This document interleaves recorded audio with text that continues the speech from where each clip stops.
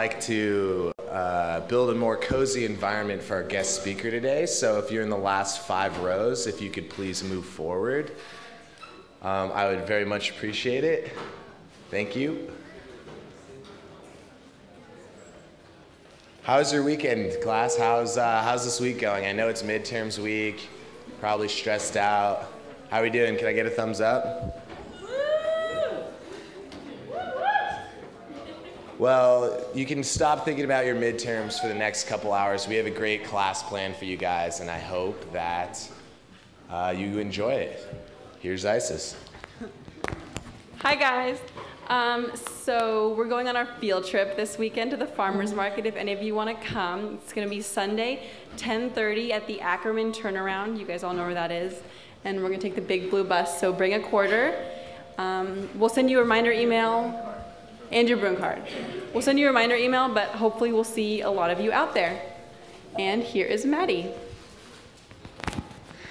Hello. Welcome to your midterms week. I'm here from Equity, Ecology, Economy, also known as E3, where we are the hub of environmental and social justice on campus.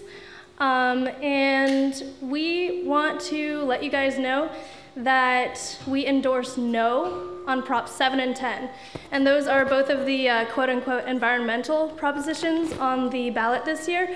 And we just want to make sure everybody realizes that they're basically just like trying to fool us one way or another to go with a corporate agenda as opposed to an actual green, economic, ecological solution.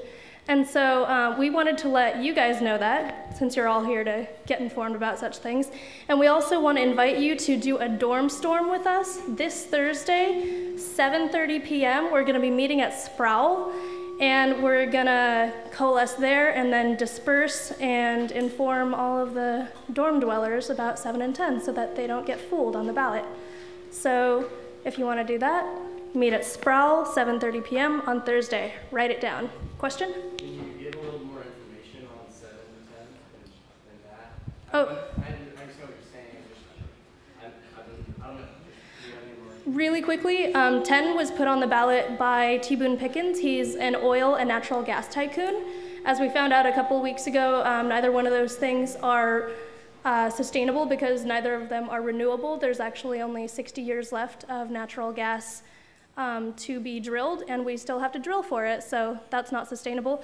And he basically just wants to use this bill to shift us over to dependency on natural gas and line his pockets.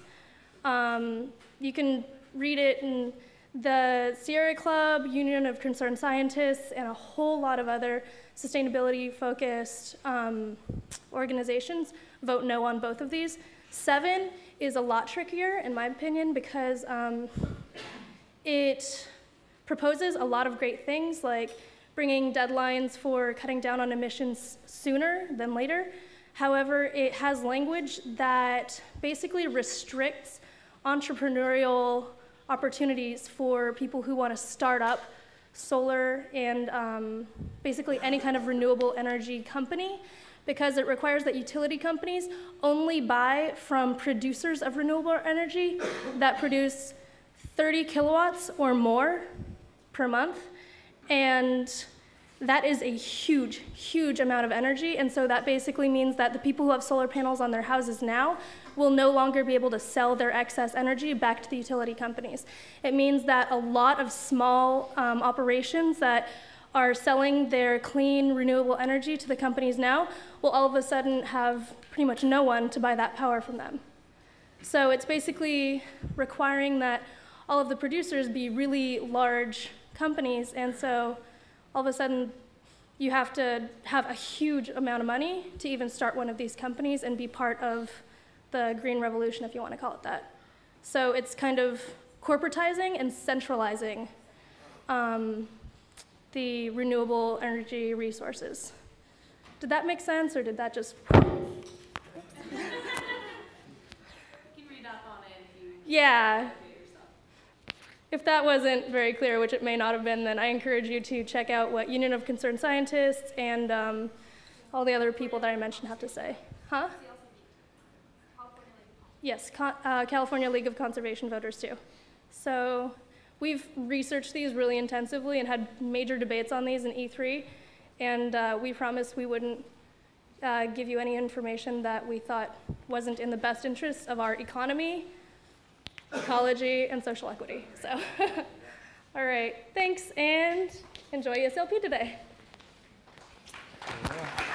Thank you, Maddie. Oh, whoa.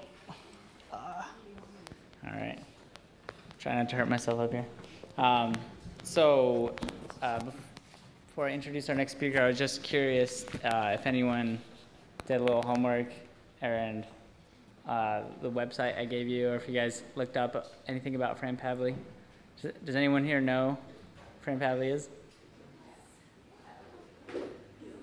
Wow, that's awesome. But so for the rest of you who didn't, you're in for a treat today because she's been an amazing leader in environmental policy in California and worked tirelessly getting just a number of bills passed through. The latest one is AB 32, which I think she's going to talk a little bit about today.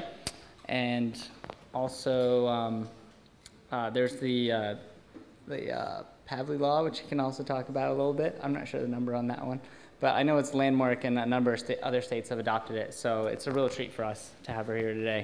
I'm very honored to announce Fran Pavley to the class. So.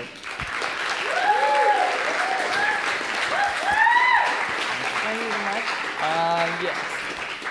You can just flip it. Okay, but I'm going to have to be I'm going to be. Do you want me to just like? Maybe. Just a minute. Boy, that's loud. I can just change the slide. I'm good, because you won't know when. Anyway, pleasure for me to be here. Was anyone with me earlier at UCLA Law School today? Oh, good. Okay, so I had warmed up my presentation by giving them a brief overview of what I've been working on in Sacramento. And thank you very much for inviting me. I was just intrigued with the option of having a student-run class. I mean, that's really quite exciting, and to have you so engaged and involved. And your presentation on Prop 7 and 10 were excellent, because those are two initiatives that I've actually been campaigning against. And I'm considered sort of a leader on environmental issues up in Sacramento, and people sometimes are puzzled why I would be opposed to what on the surface look like two good alternative fuel kinds of bills. So any information you need, I think the websites say it all. 7 is well intended but poorly worded, and Prop 10 is a $5 billion sort of bond measure that would give really incentivize the purchase of natural gas vehicles in the state of California right now. If you know anything about bonds, when you pass a bond, it sounds like free money, but actually a bond gets paid off through appropriations from our state general fund. So we would be sending $5 billion to Texas, T. Boone Pickens country, and paying off over the 30 years period about $10 billion to pay it back at about $375 million a year. It's the first call off the general fund, so it makes it a little tighter in the state as far as the revenue picture of cutting into monies that we would be expending on education or healthcare or transportation or anything else. So it's got some issues in tight economic times. So my background is I'm an 8th grade middle school teacher, and went straight from teaching 8th grade into the state assembly. And if you're thinking of politics, that is the smooth transition. Absolutely. All the techniques I learned in being an effective middle school teacher, I needed to survive that state assembly. And just a political plug, I'm now running for state senate, and UCLA is in the state senate district, so I look forward to being on campus a lot. I am a member of a brand new sort of committee established on campus.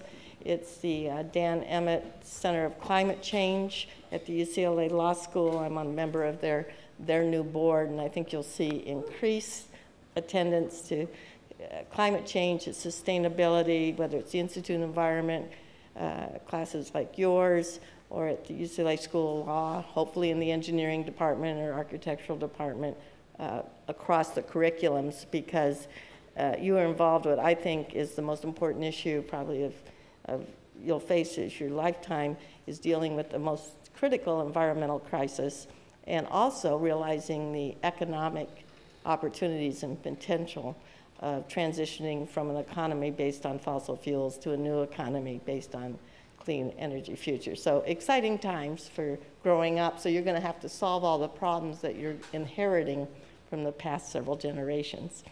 I'm going to talk a little bit about the two bills that I was involved with and authored in the State Assembly.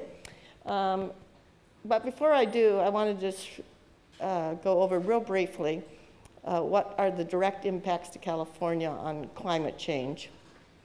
Even though people are knowledgeable on worldwide implications, I find it very helpful when I'm talking to people that they understand how it affects our state. And sometimes they care a little bit more when it has more of a direct impact. Health implications. Obviously, warmer climates are going to exacerbate our smog problem and health impacts that go along with it. Longer days of more heat are affecting the elderly and the young. We're seeing impacts on invasive plants and shifting of populations.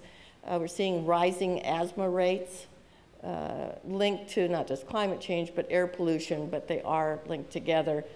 Here's a statistic for you. 1 out of every 5 children that live along our busy LA freeway corridors or in places like the Central Valley of California carry inhalers to school because they're asthmatic. It's a growing health crisis and health issues. Also in California, I'll skip down to water resources. Most of our water supply comes from, as you probably know, the Sierra Nevada mountains. It's not just turning on your tap, but they come from the snowpack. We are seeing documented evidence of earlier melt on our High Sierra snowpack. It's melting earlier. Those of you who like to ski, you want to ski in January, February, because by March you're probably not getting too much snow and it's melting earlier. It's melting and also starts melting at higher elevations, obviously sooner than it ever has historically in its past. It has implications on the supply and delivery of water to our state. Sierra Nevada mountains are our storage box, so to speak, providing water through our long, hot summers. We're having some problems. You're already seeing in the papers drought implications, reservoirs 1/3 or half filled around the state. We're going to have to start conserving or reusing and relooking at the way we use water to meet the challenges of the next several decades. Huge implications for several reasons. One, water as it floods off the Sierras goes into our levee system in Sacramento, Delta Valley area. Our levee system is sort of crumbling. It was built over 150 years, has structural problems. It's broken in several locations. We as taxpayers are all liable for what happens with the levee system. And 400,000 new people have moved in the last 10 years and live adjacent to and below the level of the levees. Has tons of implications on land use restrictions and problems. You're going to hear a lot about water the next several years, how we live in a water-constrained environment, what kind of conservation practices are going to be imposed on people who own homes and have lawns and things like that. Huge issue. And it also overlaps with global warming in that 18% of all the energy we use in our state is moving and treating water. Our area is semi-arid. We rely on importing of water. We're going to have to be better capturing rainwater when it does rain through cisterns and other approaches. So water's a big issue. And the last one I'll mention is coastal areas. California, 1,100 miles of coastline. Any kind of sea level rise has dramatic impacts on our state. Not only damage to wetlands and ecosystems and rising insurance rates. You know, states like Florida, new homeowners can't even get insurance from their insurance companies because of concern on not just sea level rise, but intensity of hurricanes. We're also concerned with sea level rise and intrusion into the Bay Delta system through San Francisco Bay, affecting our water quality and supply. So big issues. Oops. And the last impact I wanted to bring up, because it's directly relevant really to Southern California, and I'm sure you've noticed the last few years, there are a lot more wildfires, right? And if you grew up down in the LA area, generally wildfires were during September and October, maybe early November when we had the hot Santa Ana winds after long hot summers. Now they seem to occur yearly. There's no longer a wildfire season. It has impacts not only on air quality with the fires, but also it's having a tremendous impact on our state's budget. Who pays for that round-the-clock fire protection? You know, the state pays back cities for that mutual aid. So if the city of LA firefighters are helping out in a fire in Ventura County or somewhere else, they get reimbursed through the state. And so it has implications on where we expend our limited monies in the future. Two primary sources, and you know this, automobiles, transportation sector, and stationary sources. The #1 source of emission in California, do you think it's mobile sources or stationary? Do you know what causes the most emission? It's mobile in California. It's relatively unique. We have 25 million cars, and they create a lot of pollution. Well, I wanted to talk about one bill I authored, and if you ended up on my website, you'll find some more information about this in a little special that PBS did.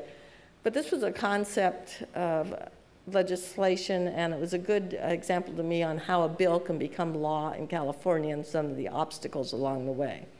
So what did this bill do? It requires automobile manufacturers to reduce emissions from the tailpipe of automobiles using cost-effective, really off-the-shelf available technologies. This is not requiring fuel efficiency standards like the federal government can. Only the federal government can require reducing or increasing miles per gallon standards. California, under the Clean Air Act, has an exemption that allows us to pass more stringent emission standards from the tailpipe of automobiles because we had historically the smog problem and because we had predated the Clean Air Act that was passed in the 1970s because of our air pollution problems. That gave us an opportunity to address not only criteria air pollutants, but reduction of greenhouse gas emissions from tailpipes. And that's CO2, but other hydrofluorocarbons and other greenhouse gases. The regulations were adopted in 2002 and then sent over to our California Air Resources Board. And our Air Resources Board is probably the best agency in our country and probably internationally as well, highly respected. Over 1,000 engineers there. And you can take legislation and say to them, okay, you figure out how to implement this. And they were able to quantify how each technology would reduce what percentage of emissions in any class of vehicles, whether it was a SUV or a smaller car. And so it was put together very thoughtfully by experts there. During the campaign to try to pass this bill, and it was like an all-out war, because the opponents were, who do you think? Car companies. Oil companies, because that's what cars run on, right? And interestingly, we don't have really automobile manufacturing facilities in California. I think we have one automobile plant left up in Fremont in the Bay Area. So they engaged in this political fight in Sacramento, the car dealerships. Now, there are thousands of car dealerships, and probably any legislative district has several of them. Anyway, there were full-page ads taken out in papers, and over on the right, on who decides what you drive, a coalition of oil companies and automobile manufacturers, et cetera, started buying up these full-page ads for people to read saying, you better pay attention to what's going on in Sacramento. We're going to take away the car you wanted to drive. This was in the height of the SUV days back in 2002. And we would even put a tax on gasoline or restrict how many miles you could drive. And they really ramped up sort of scare tactics that were actually factually incorrect to encourage my fellow legislators not to support this particular bill. There was obviously pushback not only from the League of Conservation Voters who did the ad over here and other environmental groups, but health organizations like California Medical Association and Nurses Association who were talking about implications of climate change and air pollution. Also, 10 of the 11 newspapers, major newspapers in California, all supported this legislation. Very, very helpful, because that really shined a bright light on what's going on in Sacramento. Otherwise, special interest groups are very effective in lobbying legislators, whether it's in Sacramento or in Washington, D.C., and newspapers and the public staying engaged, becoming informed, sending letters or making calls to the political representatives that represent your area is critically important. And so newspapers were very, very helpful in passing what was a controversial bill. We also had people look in very simplistic terms. What are those technologies out there that could make your car run more efficiently? And having a car run more efficiently not only is good for the environment, that could save you money when you fill your car up with gasoline. So they talked about technologies like variable valve timing or more efficient air conditioners. And these were technologies that the automobile manufacturers who were opposing the bill were using in Europe on cars at the time. You know, like Ford Motor Company, they're based in Detroit. They also have a European office, and a lot of the vehicles over there were already using their technologies, and their engineers were providing the information. So we used a lot of their information to help pass this bill. Under the Federal Clean Air Act, California can pass more stringent tailpipe emission standards than the federal government, provided we get a waiver or permission from the Environmental Protection Agency. Other states have two options. The other 49 states can do one or two things. They can adopt California's standards for automobiles, or they can adopt the federal government standards. And historically in the past, we've had 50 laws passed in California that required a waiver from the Environmental Protection Agency and allowed other states to adopt our standards. Like unleaded gas, that was a controversial issue 20 years ago. It passed in California, other states adopted it. Now most states provide for unleaded gas. We require that for environmental reasons. But as of this year, all those other states now have joined California and adopted the same identical clean car regulations. That's nearly 50% of all the vehicles sold in the US, providing we can get the waiver from the Environmental Protection Agency.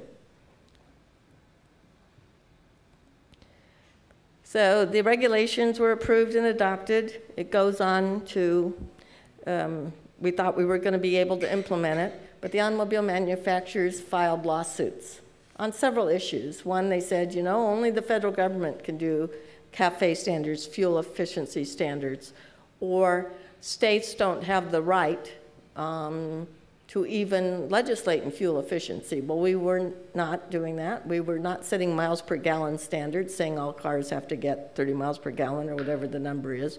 We were regulating emissions from tailpipes of automobiles. So they filed lawsuits in several courts to try to block the implementation of these. And then the automobile manufacturers also said, you know, the Environmental Protection Agency doesn't have any authority to regulate greenhouse gases as air pollutants, because no one had ever tried to do that before. And so the state of Massachusetts, along with 14 other states, sued the Environmental Protection Agency back in Washington, D.C., because the EPA is saying, you know, we can't give you a waiver because there's nothing that allows us or gives us the authority to regulate greenhouse gases from automobiles or anything else. So it went up to the United States Supreme Court, and amazingly, it was the biggest surprise to all of us, a year ago last April, the U.S. Supreme Court, by a 5-4 decision, ruled in favor of Massachusetts, California, and the other states that said, yes, EPA, you have the authority to grant California a waiver to implement the Clean Car Bill, and there's no conflict with CAFE. That word, again, is corporate average fuel efficiency. That's the miles per gallon standards that the federal government can set. This is an amazing ruling. People say this was probably the biggest environmental decision in 50 years or so by the United States Supreme Court on a very, very narrow vote. So lawsuits were filed then after the Supreme Court decision was rendered. Lawsuits were filed in, in the Vermont and California federal courts. We prevailed in both those lawsuits. Again, this was paid for by the automobile manufacturers. And so we had won 3 cases in a row, and I thought, well, finally we're going to be able to implement the regulations.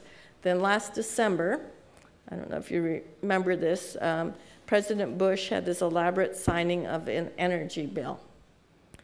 In the energy bill, it said, for the first time in 25 years, the United States government will agree to raising the fuel efficiency standards, the miles per gallon standards. The automobile companies, the oil companies that had fought that for 25 years in a row, they finally raised it. So he signed this energy bill, and it had some other good provisions in it. And I thought, uh-oh, I wonder why finally, after all these years, they're finally increasing fuel efficiency in cars. That's a great thing. They could never get past the lobbyists before.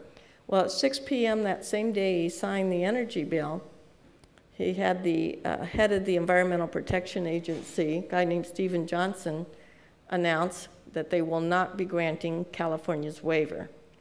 Now, I told you that California has had 50 clean air waivers granted in a row. This is the first one that's ever been denied. It doesn't require an act of Congress. It doesn't require a signature on a bill by the president. It's procedurally done by a group of scientists in the Environmental Protection Agency. So this is a very political decision, and in my opinion, it's not a coincidence that this decision was announced to deny our waiver the same day as President Bush is signing in an energy bill. So the last bullet down there is now, unfortunately, California and those 14 other states that have adopted the California laws have now had to file lawsuits against the Environmental Protection Agency. I went back to Washington, D.C. with Governor Schwarzenegger, and we met with the head of the EPA, and it seemed obvious to me that it was a political decision, not based on the reading of the Clean Air Act and what's been allowed. So that's been an interesting process for me to look at, especially as a former 8th grade history teacher who taught about the Constitution and how a bill becomes law on what happens back there. Now, but there's good news here. After January 20th, we don't think we'll ever have to hear this lawsuit.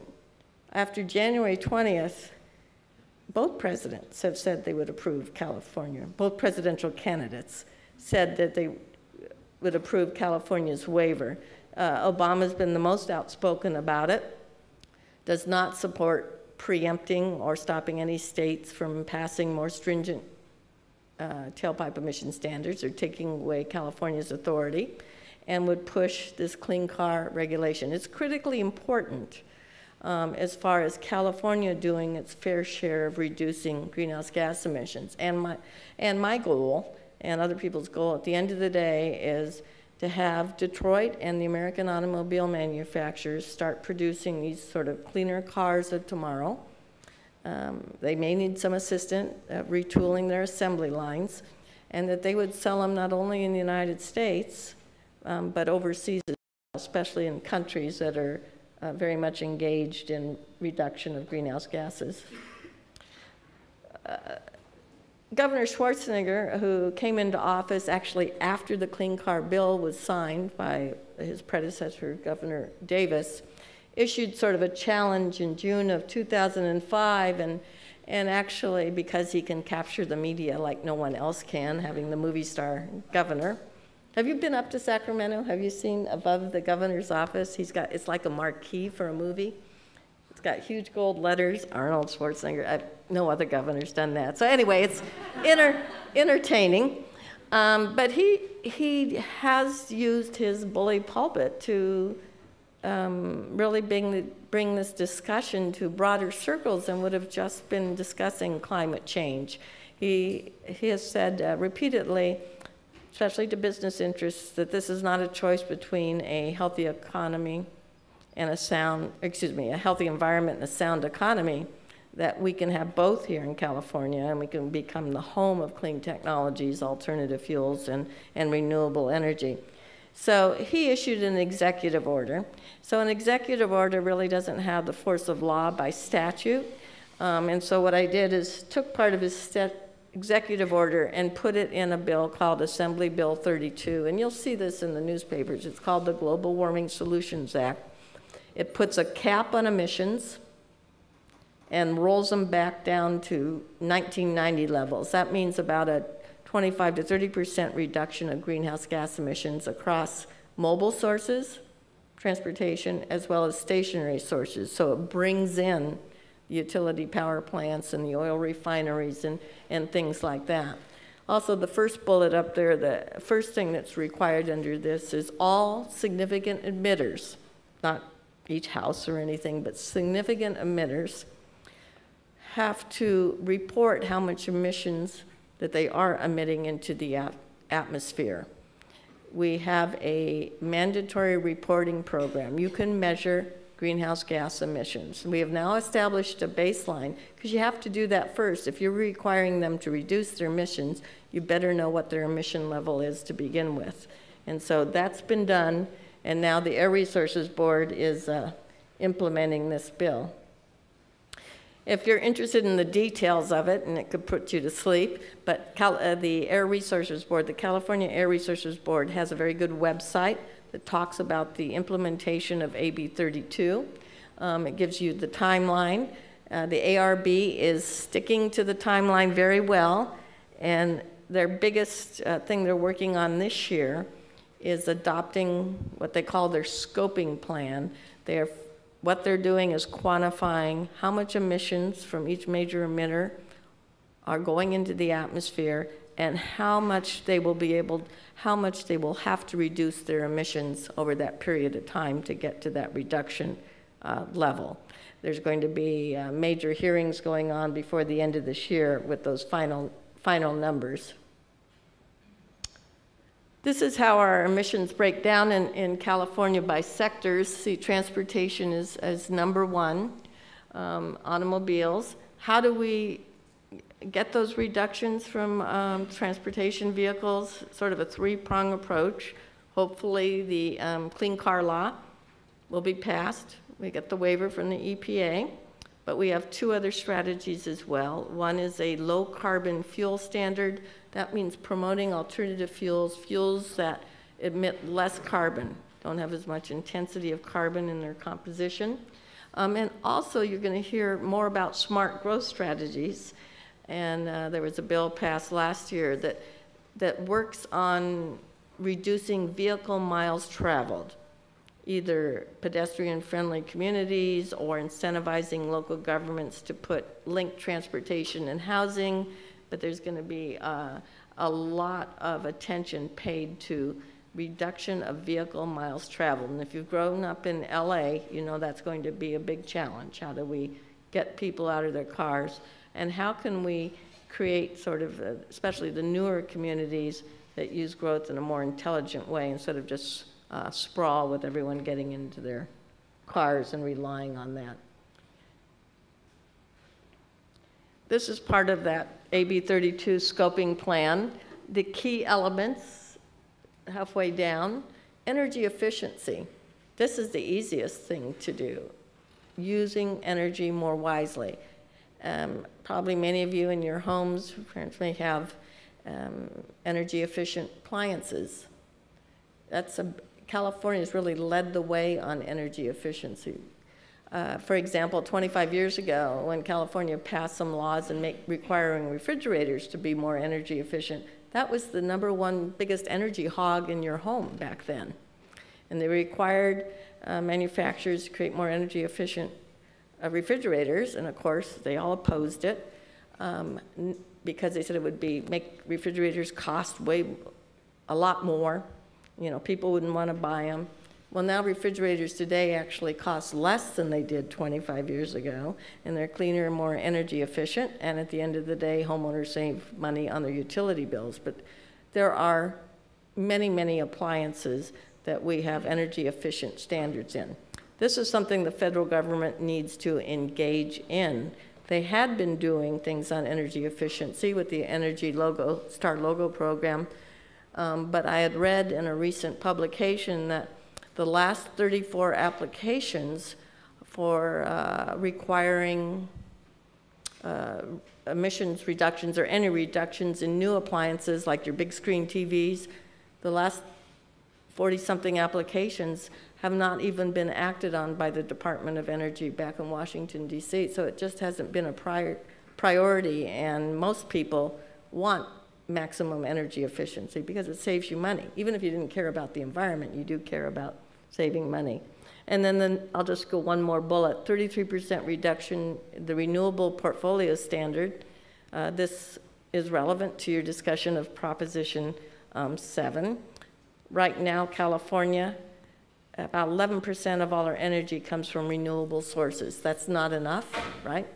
That's wind and solar and geothermal, maybe eventually tidal, but it's not enough. But we're at 11%. Our goal is to get to 33%. It's going to require a lot of work. Where to put transmission lines, how to increase what's called distributed generation, where at individual homes and businesses and schools could be doing more, getting credit on their utility bill. And if you've heard about this concept in Europe, they're doing feed-in tariffs. I'm not sure if you've heard about that, but let's say you have a home and you put photovoltaic cells on the roof. You pay for your photovoltaic cells.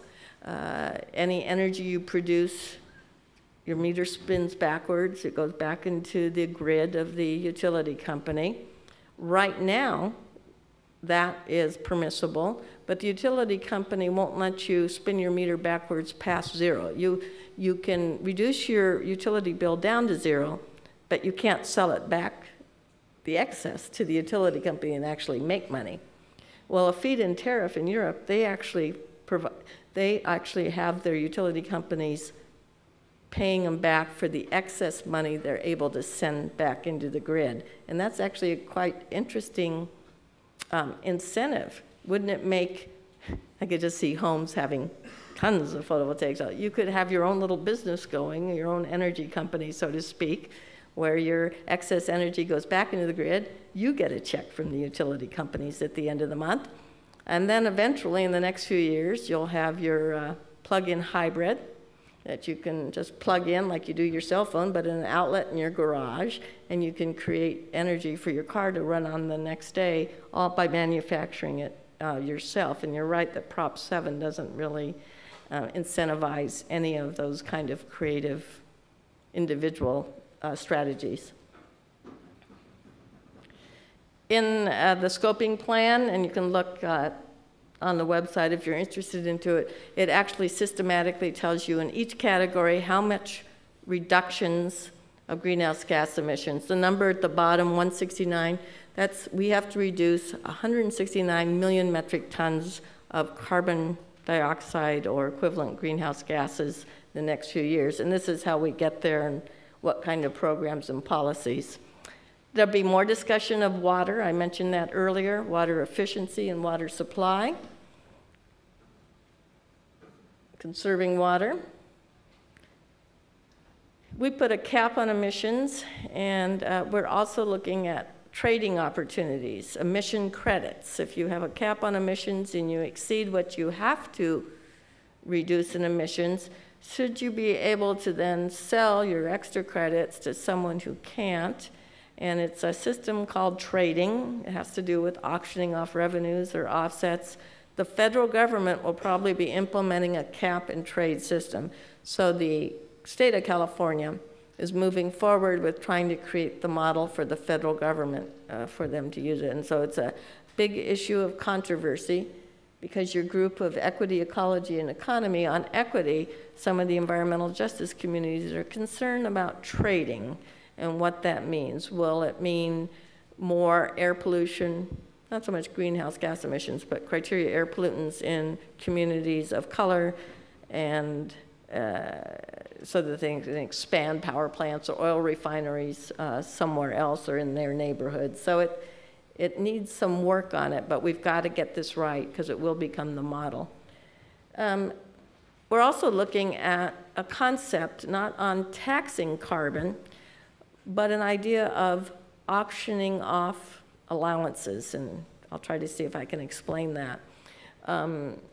Under AB 32, each big emitter is going to be allowed to emit or pollute so much emission from their smokestack or whatever it is.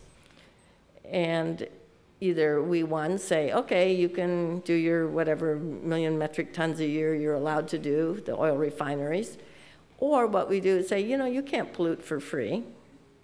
You have X number of allowances, we will auction those off to you. We will sell them to you for a fee. Now, the utility companies may not like that fee, but the attractive part of a fee is that would incentivize them to reduce their emissions even more. And then we could use that fee. We think we could generate about $5 billion a year here in California. We could use that fee in some other kinds of programs that might be of interest. For example, if you scan that list there, worker transition assistance, that's talking about green job training, ramping up investment anywhere from people install solar panels to a variety of others.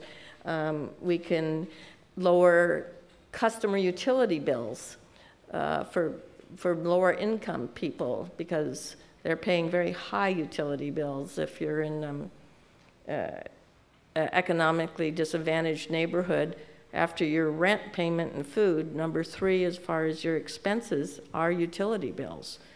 Maybe there would be a rebate system through this, or weatherization. This is an Obama idea, weatherizing 1 million homes a year in the United States, starting with lower income people to ramp down their utility bills and reduce your greenhouse gas emissions. So these are all the things California is trying to work on up in Sacramento.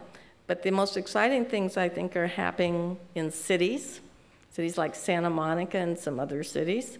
Exciting things are happening individually at homes and organizations. But this last year and a half, since I've been out of office for a year and a half, what I'm seeing is the interest on university campuses. UCLA, you're doing some great things. I've been up to Berkeley and Stanford, Wisconsin, and campuses all over. I think it is excited your generation in particular to coming up with these solutions as well as the economic opportunities. And so it's been a pleasure for me to travel around to college campuses. So these are some of the policies that we have in place. If you have any questions about them, I'd be glad to answer them. I want to show you a chart. This is actually based on real evidence. This is per capita emissions of greenhouse gases, energy efficiency per capita. The gold is California. We should have switched that. And the green is the rest of the country. California, for the last 25 years, our emissions per capita, our energy efficiency savings, we've stayed about level as far as the amount of energy we use. And that's sort of a surprising statistic to me because you think of all the new things that are in your home since you guys have been born, and just the last several years, all the things that we have from the big screen TVs to the cell phones and everything else that weren't around so much 25 years ago. The rest of states, most of the other states, have not adopted any energy efficiency appliances or green building design standards or any of that. They're paying more on their utility bills and really sending a lot of greenhouse gas emissions into the atmosphere that they don't need to do. And the utility companies there are very happy because they're making lots of money. This is what other states are doing. This is not a blue state, red state issue at all. We're seeing some of the more conservative states on the statewide level doing things like supporting California's Clean Car Bill, or engaging in renewable portfolio standards, requiring a percentage of their energy comes from a renewable mix of solar and wind. We have an organization called the Climate Registry that is establishing that baseline on emission reporting in all those states that you see pictured in dark green, but they're also working in Canada. States are working with provinces in Canada. We're waiting for our federal government here and in Canada to engage in global warming related issues. Private sector money is pouring into California. Through the second quarter this year, I haven't seen third quarter statistics, literally millions and millions of dollars of venture capitalist money in alternative fuels, clean technologies, and renewable energy. And why is that? Because they know, business people know, there's going to be a rising cost of fuel, not just gas, but there's finite resources with supply and demand issues.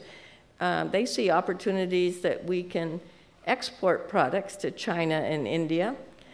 Businesses are getting increasingly concerned on global warming, and the cost of not doing anything will be higher than the cost of preventing it to begin with. We're all concerned. You can go into any group in this country. Everyone's concerned about depending on oil from the Middle East. You know, we spent $700 billion borrowing money from China to buy oil from the Middle East and Venezuela, countries that economically could do this country a tremendous amount of damage. And so energy security and energy independence will be important topics for the next president of the United States. And we are in a race against time. I thought global warming was a thing that we'd worry about in 2050, and you are seeing this accelerated impacts of global warming, whether it's ice flows in the Arctic and species becoming extinct. And then just to sum it up, when people say, oh, it'll cost money to transition, or it costs money to weatherize my home, and there is some cost, but what are the costs of inaction and not doing anything? And so about a year from now, in December of next year, the big international climate change summit is slated to be held in Copenhagen. I think you'll see for the first time the United States of America participating with the rest of the countries of the world. And once we do, I've been to those summits, you have to sit outside the room if you're from the United States because you're not a participant. It's a little embarrassing. But you'll see if the United States engages. And the United States, we're 5% of the world's population and 25% of all the greenhouse gas emissions come from our country. So we need to be at the table. I think then you'll see China and India begin to address this problem because we've been at a stalemate far too long. So thank you for letting me spend a little time with you and giving you an overview of what's going on in Sacramento.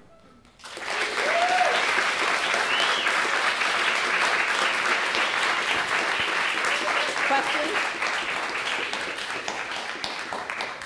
And thank you for sitting down at the end of the day. I could not do that. So does anyone have any questions? I mean, other than me? Do you know how to get that out? I was wondering about, because I'm particularly interested in water. Yeah. I was wondering about I know the future of water in California is looking pretty bleak. And I was wondering what you were thinking about the viability of something like the peripheral canal coming to be voted on again? Very good question on exactly what California is going to be tackling. There's a report that just came out called the Delta Vision, and I just was reading through it the other day, and it just came out. It's looking at a combination of strategies, and they'd have to work together.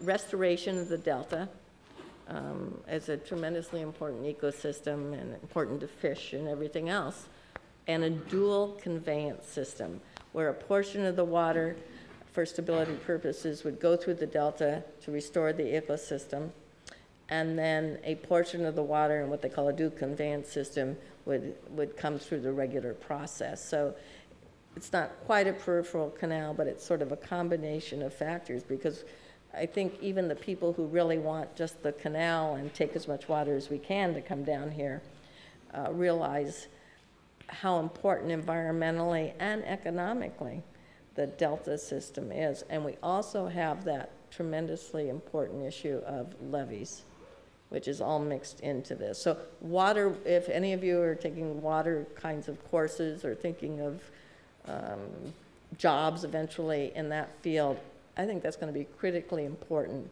The other little piece of this puzzle is because the early melt in the Sierra Nevada mountains, it's not just here, it's the Rocky Mountains as well. The Colorado River Compact that divides up water a little bit to California, a little bit to Arizona and Mexico and the Indian tribes, they have to throw out that whole compact. They're not getting the water supply from the Rockies. So the western United States is really on the front line regarding drought and implications on water supply, because we're semi-arid, so big topic. Yeah. I have a couple questions about the EPA movement in relation to cap and trade. I've heard that they're very hesitant to endorse cap and trade. I'm not really sure why. And specifically, I'm wondering, given that greenhouse gases are a global problem, it requires what kind of policy solution? It seems like local pollution issues should just require a different kind of policy solution anyway. Why not address that through the existing local criteria pollutant rules rather than addressing it through global warming policies? And I guess, how could a cap and trade system, since that makes it more expensive to pollute, why would that cause more pollution locally with trading? And what are the policy recommendations coming out of the EJ community regarding cap and trade or other climate change policies? And I'll give you the relatively brief answer to that, but you actually summed up the problem perfectly well. And there is some confusion, not deliberately, but criteria air pollutants. If you have stuff spewing from smokestacks, of course it's made up of criteria air pollutants plus greenhouse gas emissions. And we're concerned in AB 32 about greenhouse gas emissions, which don't have as negative impact, at least localized, as that. But if you're talking about expanding facilities here through use of when someone wants to expand their oil refinery, whatever it is, and it's in a lower income neighborhood, they are going to be increasing the amount of criteria air pollutants plus greenhouse gas emissions, and maybe offsetting those emissions through a cap and trade program somewhere else.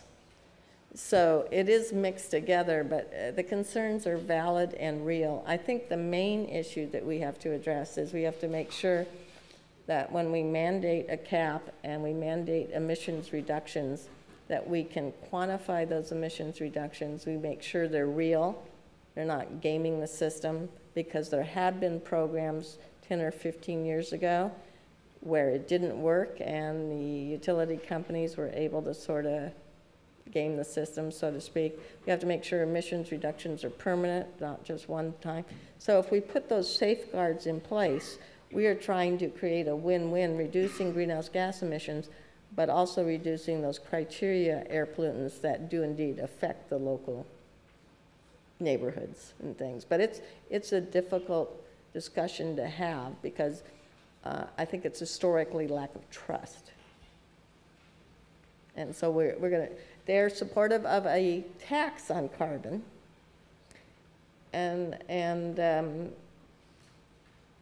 but the idea of auctioning off as a fee allowances for carbon is actually a better solution, because we can then use those fees to perhaps mitigate bills in lower income neighborhoods on their utility bills, or get into energy efficiency or weatherization of homes and things like that, provide more mitigation. So it's a complicated issue. California, though, is in a unique place and has a unique opportunity to figure out a way to do this correctly and not let the system be gamed and let a big corporations sort of roll over lower income neighborhoods. That was a political commentary. Yeah. Okay, so you were going over kind of some of the obstacles of getting the Clean Air Act implemented and you were talking about how the EPA was blocking other states from enacting California's policy. So what I'm not understanding is if they really wanted to have the same restrictions as California, why wouldn't they just enact their own state policy? Under the Clean Air Act, see if I can explain this. Under the Clean Air Act, California has an exemption to pass more stringent air emissions than the federal government. All the other states only have two choices: California standards or the federal government's standards. They can't do their own thing. And part of the concern with the automobile manufacturers, or they tried to confuse the issue by saying, we can't have all this patchwork quilt of regulations. Well, it's not really a patchwork quilt. It's two choices. The standards in California that would have to be met in any other states that adopt our standards, or the federal government standards.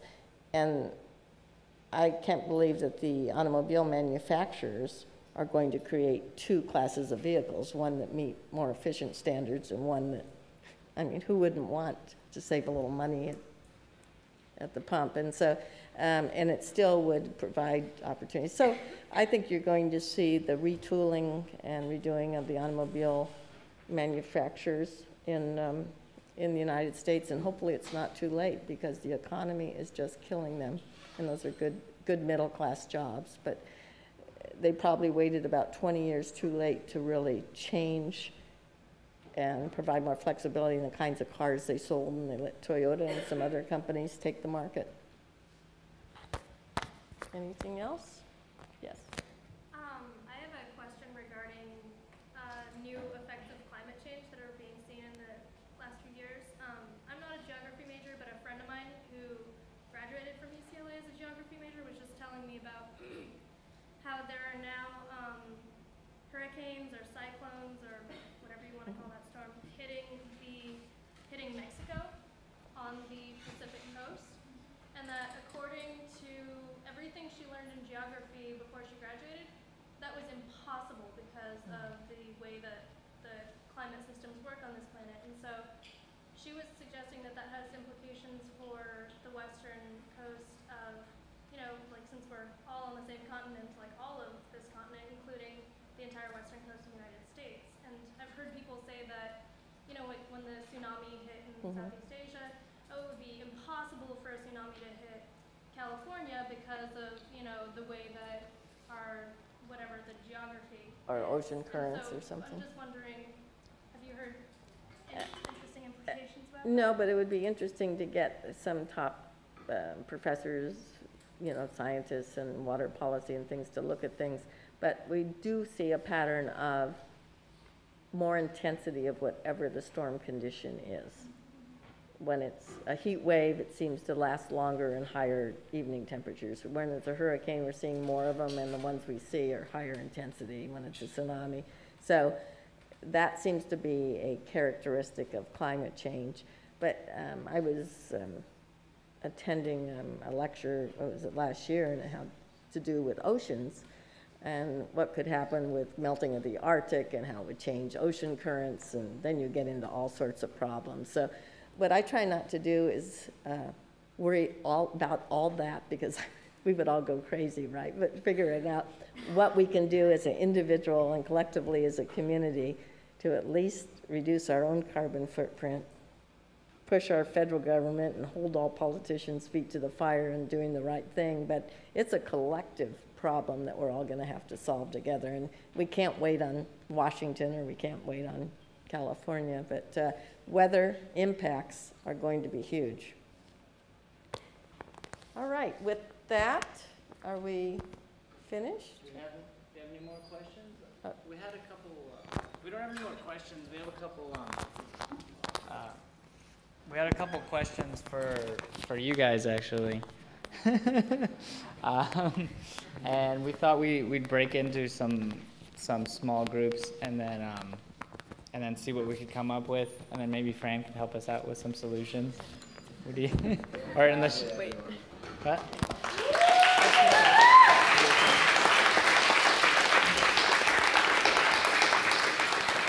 And I just want to say, please don't leave, because we're going to talk about the art program, the action research teams, after this. So So you guys all know about that. That'll be like the last 15 minutes of class, so if you guys could all stay, that'd be great.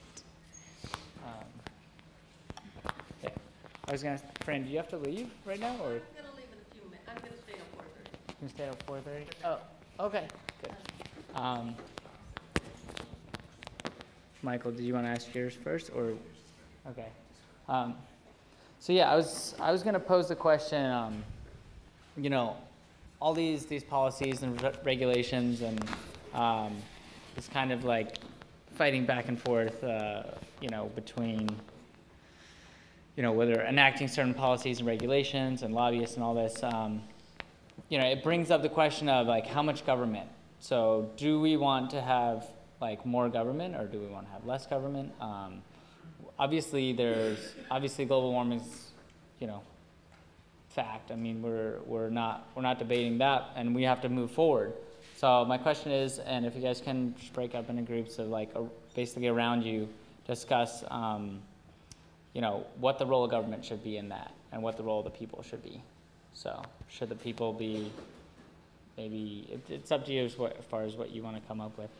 You know, basically how involved, how can we come to solutions? So if you guys can come, we'll do maybe like 5-10 minutes, just like discuss, and then see what we can come up with, and then we'll just like report back. So maybe like 5-6 people to the group, or however many is just around you.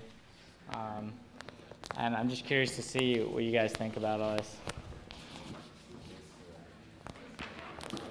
Bring it back in.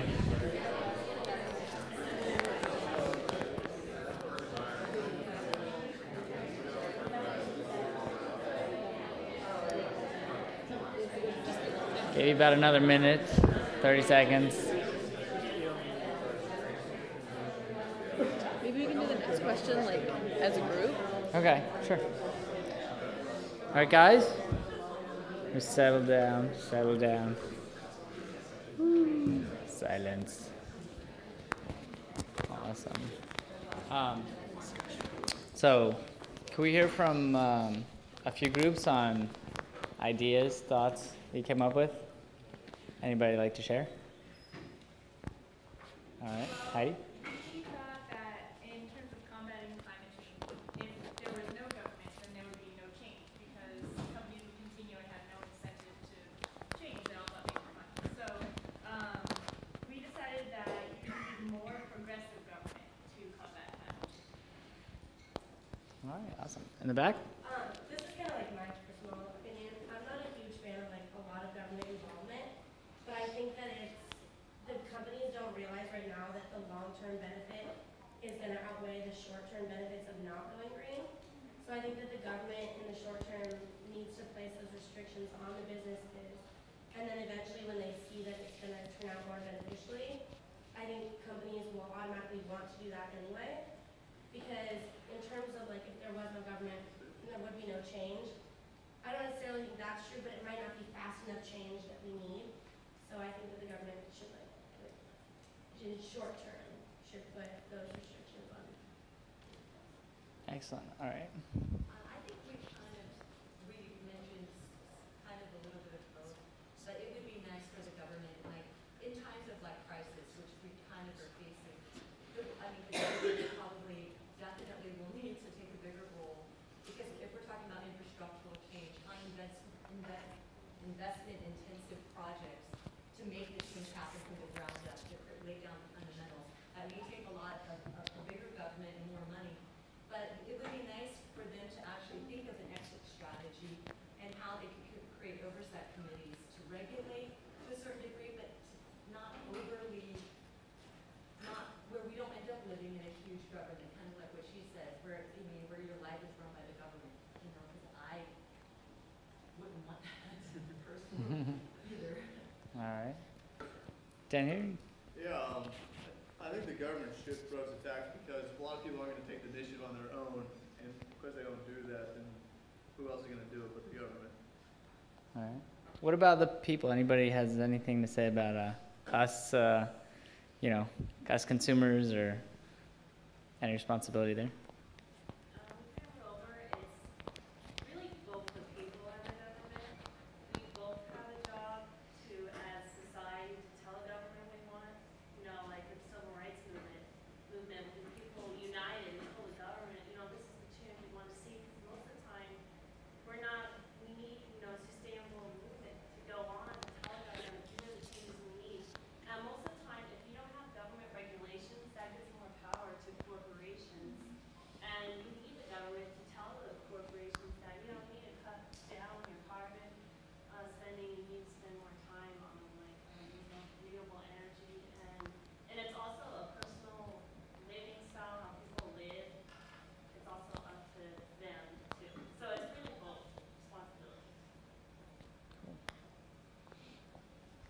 Yogi?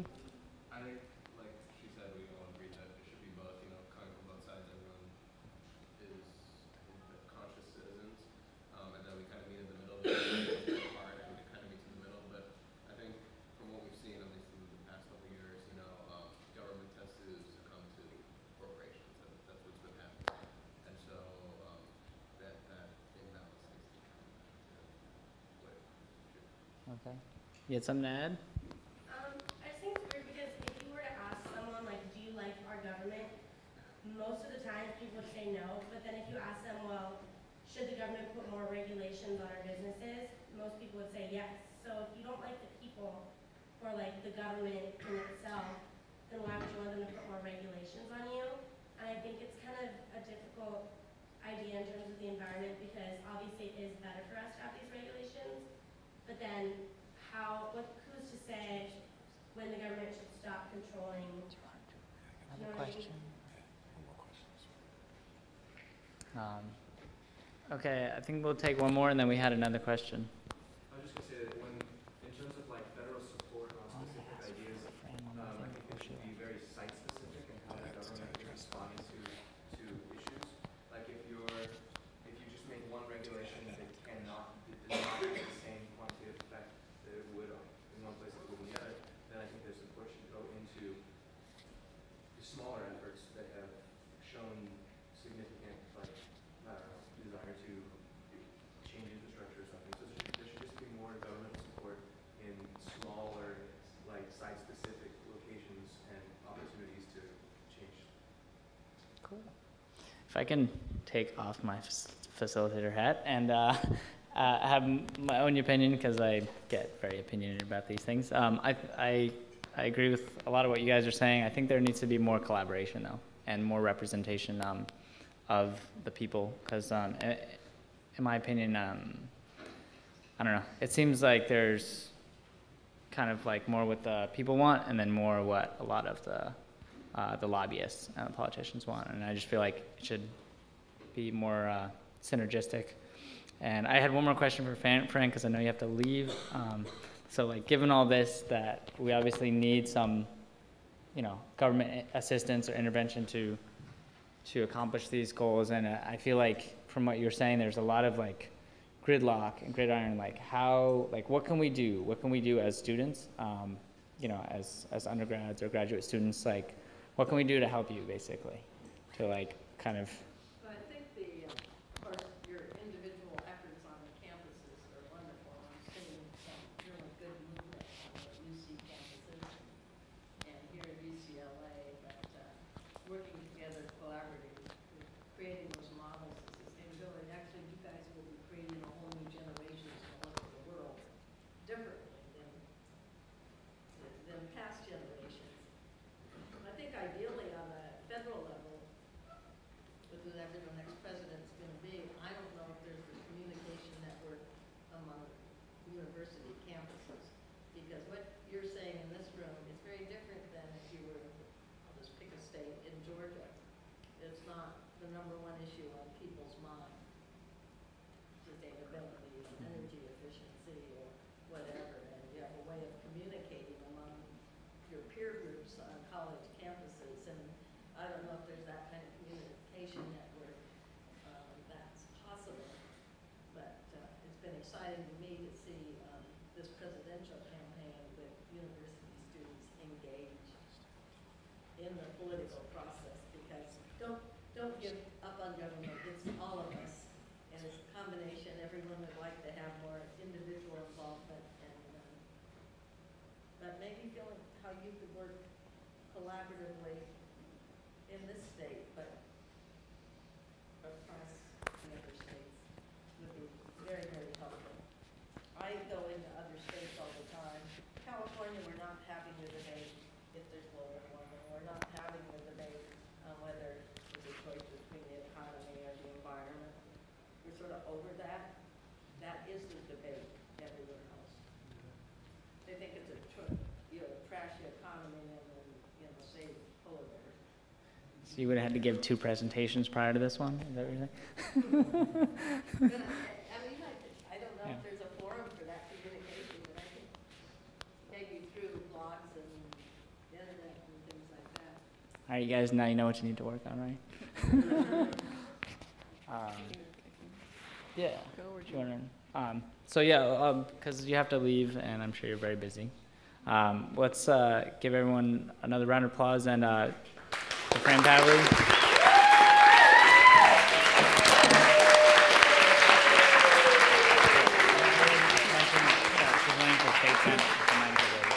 Yeah, and remember that Fran is running for state senate, so be sure. Yeah.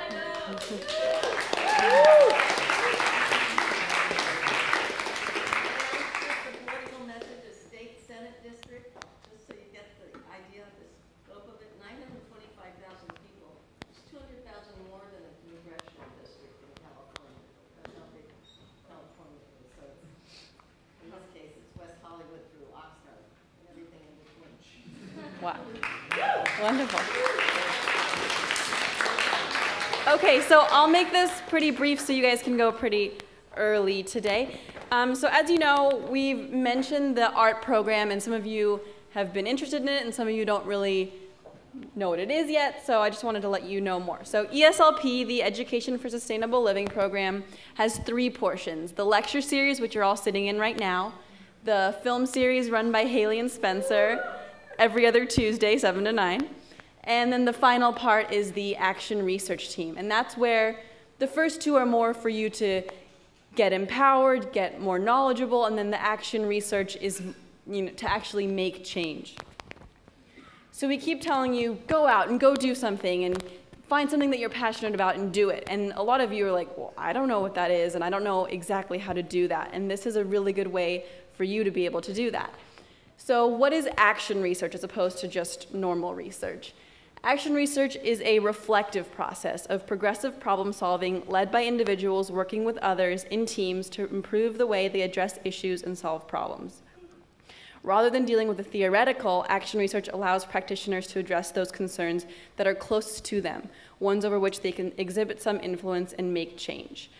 So as opposed to just, I guess I wouldn't call it normal research, but research perhaps in a lab or something where you're dealing with a lot of numbers, the way I view action research is that it's very hands-on, and you're working with the people that you want to have them make the changes on campus and everything. So what does this mean at UCLA? Basically, what an action research team will be is that you work with stakeholders. And stakeholders are the people on this campus who have been here a lot longer than all of you. They're the ones that are actually making the decisions, signing the papers, deciding how much money gets spent for energy and all of those different things. And so you're working with these high-up people that can make the changes. And then you guys are the students who are putting in all the effort to let them see what that really is. So last year, it was only run in the spring for 10 weeks, and we did some really great things, but it just wasn't enough time. So we extended it to 20 weeks. It's gonna run all of winter and spring quarter, which gives everybody a lot of time to do research and get some good stuff out there. And basically, you're constantly redefining your problem and the way you are researching and your methods so that, if you're going in the wrong path, you don't keep going there. You say, oh, okay, I talked to my stakeholder and they said, that's not the main thing we want to do, and then you move in a different direction. And then hopefully also during that 20 weeks, we'll have part of that, maybe 3 or 4 weeks, be an implementation period, where whatever suggestions you've brought to the table, they then implement them in some form, and you can then do research on that to see how much you've improved whatever you've improved. So it's 1 team leader, 3 or 4 or 5 team members, and then a relevant stakeholder, whoever that may be, and we can help you find those. So last year, my team, for example, we worked with the Vice Chancellor of Facilities, Jack Poazic, Ichiro Nashimura. He's going to talk for a little bit. He worked with the Green Lab team, and Rob Cadota from the ORL worked with our residence hall teams. Also this year, we're really excited. It's last year we only got SRP credit, Student Research Project, and this year you actually get upper division credit for doing a project. So if you want to be a member, it's 2 units each quarter. That's 4 units. For a team leader, it's 3 units each quarter. That's 6 units. And it'll count for one of the 5 classes for the Environmental Systems and Society minor run under the IOE. So that's really great news for you guys if any of you are in that minor and want to do that. And then also you'd have to take ESLP to count for that program. So last year, our theme was recycling. We had 3 teams. Hopefully we'll have a lot more this year. The first one was a green lab at the Weintraub Center for Reconstructive Biotechnology. That's Ichiro. He'll talk in a little bit. We also had one in the residence halls. They ended up helping a lot with the amount, or educating people with what can be recycled and what can't be. And then my group, we worked on mixed paper recycling in 7 campus buildings, and we actually increased mixed paper recycling by 18%, which I was really proud of. And so why should you do an art? First of all, you guys are here because you want to learn about this and you want to make UCLA more sustainable, and this is one of a really effective way to do that. Second of all, you meet staff and faculty that can help you, find a job perhaps later, or help you with letters of recommendation if you do a good job and they, feel that you really worked hard. Also, you get upper division units, which is great. You meet people, and it's absolutely great for your resume. So just contact me. I'll pass around these sign-up sheets. If you want to put your name down, email us at our normal email. And Ichiro is going to talk right now for a couple minutes about his experience, and then also he has some new ideas. Mostly action research is it's a social science research. It's not a very science-based with a lot of numbers. It's a lot more interviewing and questionnaires and stuff like that. So if any of you guys, I'm a North Campus major. Don't be intimidated by the fact that it's called research. But on the other note, Ichiro has a really exciting plan for a possibly more scientific way that this program could run. So, Ichiro. Thank you. Thank you. My name is Ichiro Nishimura. I'm a professor at the dental school, so I'm here. Why I'm here, I really don't know. Last year, well, actually 2 years ago, we ran a research center at the dental school. It's called Weintraub Center for Reconstructive Biotechnology. Our goal is to help patients who actually literally lost their face due to cancer or injury.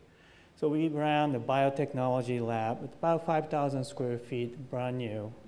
About five years ago, it's brand new. So we have quite a bit of biotech, molecular biology type of research. But 2 years ago, we realized that the science lab actually have a lot of waste.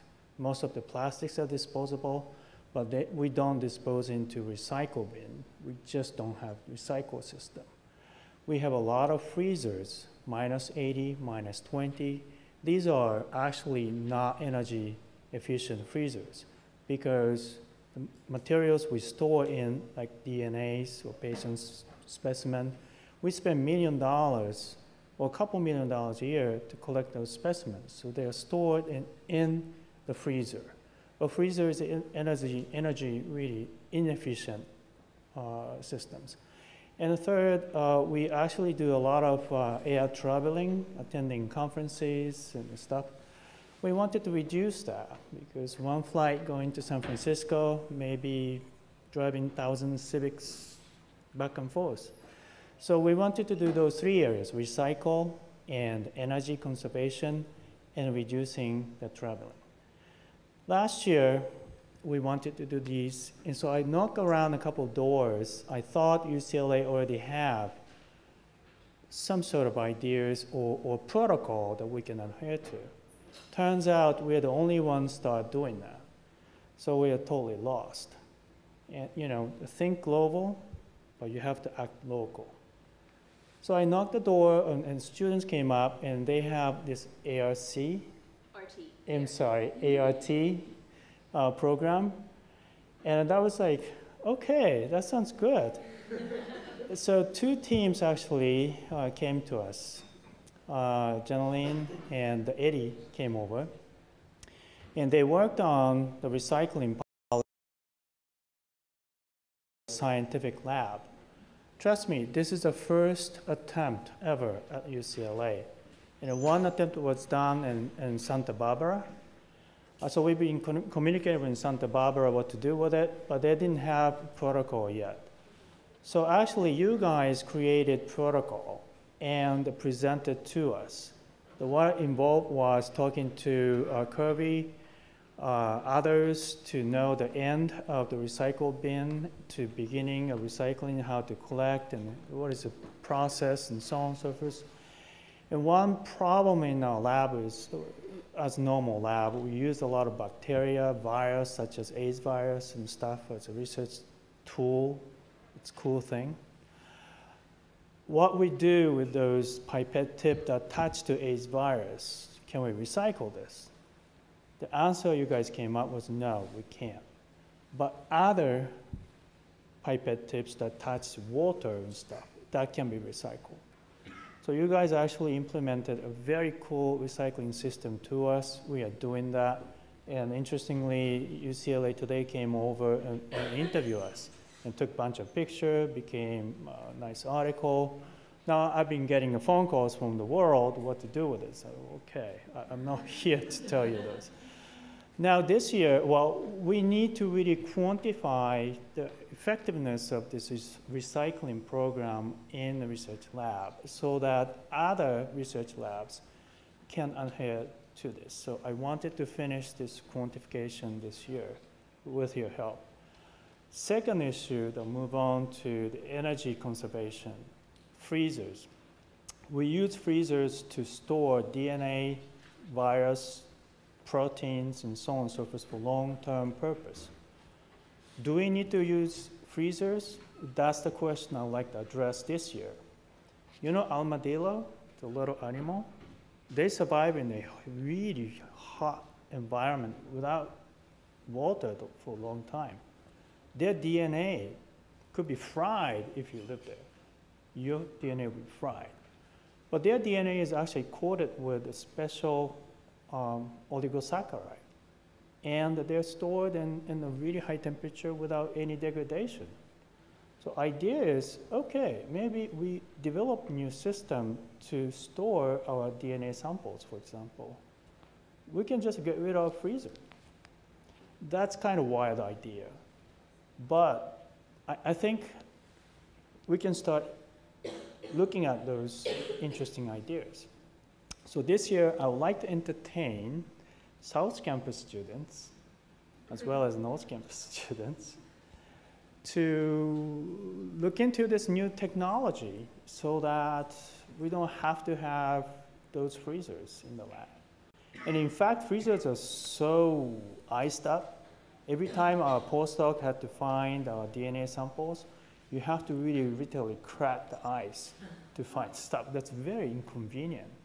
So if you can keep those samples in ambient temperature, room temperature, that's great. They have a barcode or 2D codes, so you can scan which DNA is stored in which tube. You can tell immediately. That actually helped me to speed up our research as well.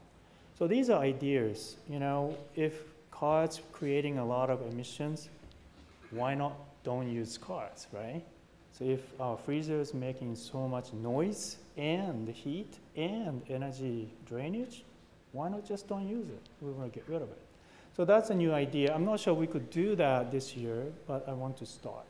So I need your help and you can participate. ISIS is here, right? You're going to collect those too. Wonderful.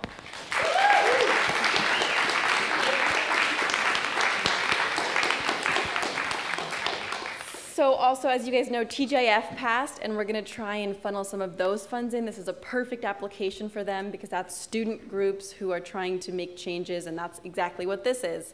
So if eliminating freezers sounds a little bit intimidating, don't worry. There are other things you can do. If that sounds like it's just up your alley, please talk to Ichiro, talk to me, and we can hopefully get that going. So remember, Farmers Market this weekend on Sunday, 10:30 at the Ackerman Turnaround. And please talk to me because I'd love to hear from all of you about this.